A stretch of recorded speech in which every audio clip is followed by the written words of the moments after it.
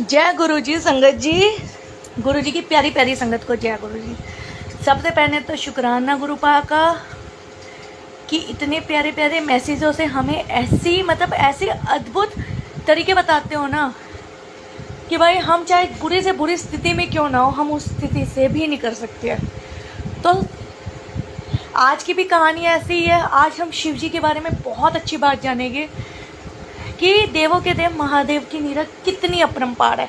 तो उससे पहले आप सबने क्या करना है, गुरुपा के चरणों पे अपना शुक्राना देना है, मंत्र जाप करना है, साथ ही साथ हर हर महादेव निके गुरुपा और महादेव का जो हर बार करते हो कमेंट में शुक्राना ही करना है। मैसेज में लिखना जरूर छोड़ना मत, क्योंकि आज गुरुपा की ब्लेसिंग बहुत प्यारी है, बहुत अद्भुत तरीका, अद्भुत है।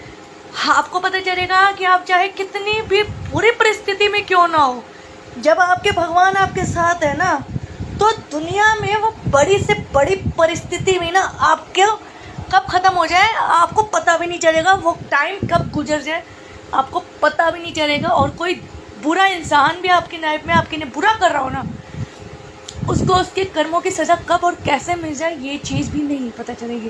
तो मैसेज सुनने से पहले फटाफट कमेंट में शुक्राना करें।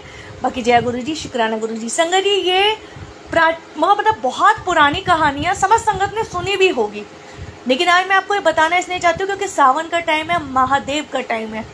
संगत जी, एक बहुत बड़ा अमीर राजा होता है, उसकी समस्त संगत होती है, उसकी ना इतनी सारी ना उसका पूरा कब्जा होता है अपने गांव में। वहाँ के जितने भी छोटे छोटे गांव होते हैं, शहर होते हैं, एक तरह से समझ लो कि राजा का हर तरह रुतबा होता है, उसने सबको अपने अंदर किया होता है, अपनी मुट्ठी में बंद किया होता है कि उसकी इजाज़त के बिना ना कोई सांस भी ढंग के नहीं ले पाता था। राजा बहुत अत्याचारी होता है, बहुत ज़्यादा अत्याचारी होता है।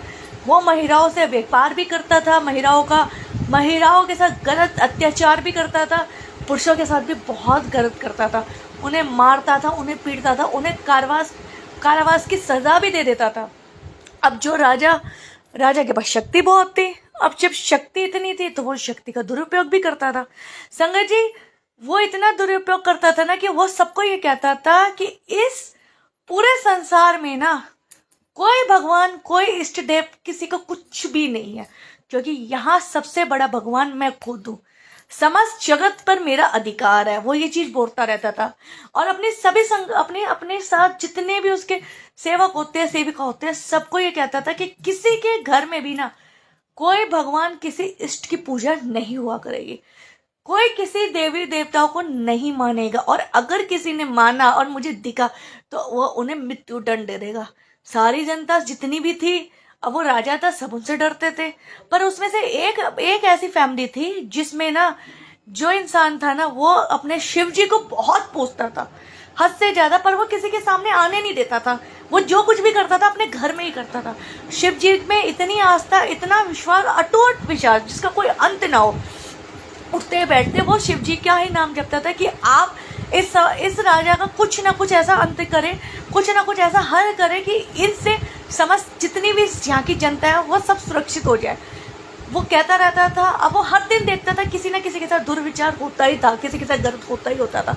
एक बार ना उसके बेटी के साथ ना राजा ने बहुत गलत करने की सोची, उसका व्यापार कर दिया। अब वो परेशान, उसने क्या किया, उसने उस टाइम ना पूरा का पूरा अपने घर में ये कर्ण कह दिया कि जब तक मैं पानी और खाने का अन्न त्याग कर दिया। उसने जल और पानी को पूर्ण तरह से त्याग कर दिया। उसने कहा मैं तब तक नहीं ग्रहण करूंगा जब तक वो महादेव जिनकी मैं पूजा करता हूँ वो आकर मेरी बेटी की रक्षा नहीं करेंगे। उन्होंने ये कहा और उन्होंने छोड़ दिया। भाई 1 महीना हो गया, खाना तक नहीं खाया, और अभी बेटी का व्यापार होना बाकी था, बस उसकी कार्रवाई चल रही थी। इतनी पूजा, जब वो खाना नहीं खा रहा था उसकी कंडीशन खराब। भाई कंडीशन तो ऐसी हो गई कि अब गए आ गया। लेकिन उस टाइम भी वो अपने भगवान को मानता था, उसने एक क्षण भी उनकी पूजा नहीं छोड़ी, बैठे बिठाए जैसे नेटे जैसे भी करता था पूजा। अब ये बात देख के नारायण जी आए शिव जी के पास, भोले भंडारी आपका एक दास इतना परेशान है, आपका एक भक्त इतना परेशान है, आप कुछ क्यों नहीं कर रहे। समझ देवी देवता भी उनके पास आ गए शिव जी के पास कि ये इतना परेशान है, आप उसकी मदद क्यों नहीं कर रहे, आप तो पूरी सृष्टि के मालिक हो, आप तो जो चाहे कर सकते हो। तो भाई शिव जी ने ये कहा अब इसका अंत आ चुका है राजा का, अब मैं स्वयं जाके इसका अंत करूँगा। शिव जी एक साधु के रूप में जाते हैं। अब राजा के पास साधु के रूप में जाते हैं, वो राजा से अंत मांगते हैं, खाना कुछ दान दक्षिणा। राजा अहंकार में कह देता है कि नहीं मेरे यहाँ पर कुछ नहीं मिल रहा, तुम यहाँ से निकलो, और उसे बेइज्जत करके चले जाता है। अब शिव जी आते हैं साधु के रूप में और वो उसे ऐसा अभिशाप दे देते हैं कि पूरे के पूरे ना, वो कहते हैं कि एक दिन के अंदर तेरे मृत्यु का निश्चित है। साधु कहते हैं हे राजा तूने मेरी बहुत ज़्यादा बेइज्जती की है, अब एक पूरा दिन खत्म होने से ना कल का सूरज उदय होने और रात्रि के बाद अगला सूर्य तू नहीं देख पाएगा। ये देख के राजा बहुत जोर जोर से हंसने लग जाता है। अब उसे क्या पता जो साधु बन के आया वो महादेव शिव जी है। वो कहने लगता है ऐसी कोई ताकत नहीं है, राजा को इतना अहंकार होता है, वो कहने लगता है ऐसी कोई ताकत नहीं है इस पूरे लोक में जो मुझे मार सके। वो भाई उसने ये कह दिया, उसने सबके सामने हंस के साधु का मजाक भी उड़ा लिया। एक दिन निकल गया। अब रात भर राजा को ना बेचैनी होने लग जाती है कि ऐसा क्या होगा, कि कल उन्होंने मुझे कहा सूर्य उदय नहीं होगा, कि मैं देख नहीं पाऊंगा सूर्य उदय, मेरा होगा नहीं, मेरा मृत्यु हो जाएगा। संगत जी अब होता क्या है, वहाँ पे ना एक रेंगता हुआ सांप आ जाता है। सांप आता है, वो खिड़की पे खड़ा होता है, वहीं एक रेंगता हुआ सांप आता है। सांप डस लेता है, राजा देख देख के चीखने लगता है, चिल्लाने लगता है। समझ संगत मतलब जो वहाँ की जनता थी, समझ जनता सबके आगे रोने लगता है। आवाज़ मतलब जहर उसके शरीर में पड़ता है। वो अपने सेवकों को कहता है कि आप जाके उच्च से उच्च डॉक्टर को बुलाओ। रात्रि का समय कोई डॉक्टर नहीं आके राजी, सब क्योंकि रास्ते भी दूर दूर थे, और जो राजा के महल में थे डॉक्टर वो भी नहीं आ पाए क्योंकि जहर इतनी तेज की बढ़ा। जैसे वो नीचे उतरे, डॉक्टर उन्हें देखा, तब उतने में उसकी मृत्यु हो गई। सांप ने आके उन्हें डस मार दिया था। जहर इतना जहरीला था कि वो क्षण भर ने आते ही कह दिया इसकी तो मृत्यु हो चुकी है। ये देख के सारे उसमें ये कह दो महल में हड़कंप मच गई।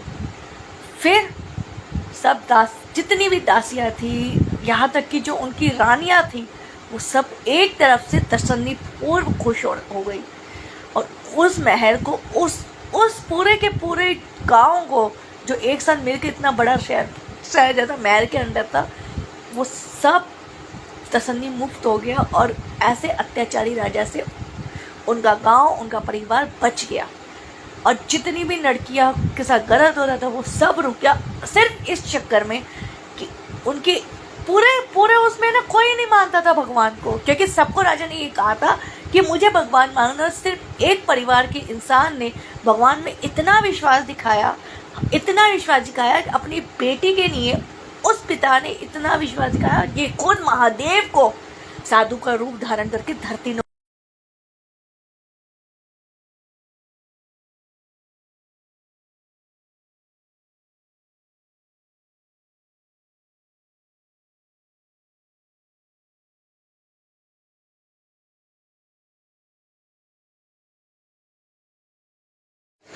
हर हर महादेव। जय हो मेरे भोले भंडारी, जय हो गुरुजी, शुक्राना गुरुपा। हर हर महादेव। महादेव हमेशा सब पे अपनी ऐसे ही ब्लेसिंग रखना, अपना आशीर्वाद रखना। बाकी जय गुरुजी, शुक्राना गुरुजी, गुरुजी की प्यारी प्यारी संगत।